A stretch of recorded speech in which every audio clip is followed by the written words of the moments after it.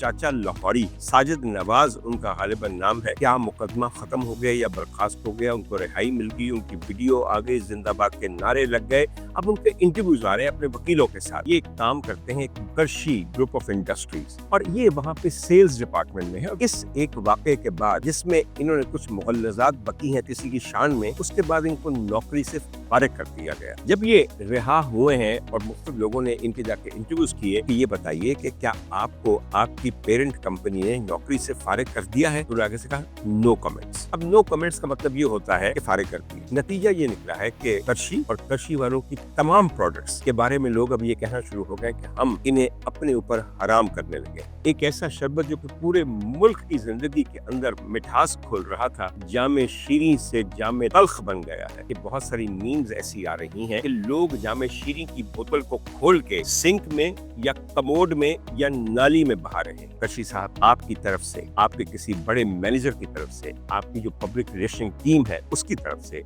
एक बहुत मुनासिब मैसेज आना चाहिए। हम एक बेइंतहा जिम्मेदार कंपनी है। इस चाचा लाहौरी के किस्से के अंदर जो हमारी बदनामी हो रही है, अपने तमाम सार्फिन को बताना चाहते हैं कि हमने इसे नौकरी से निकाला और नहीं निकाला। ये वाज़ेह कीजिए, और अगर हमने निकाला है तो उसकी वजूहात ये है।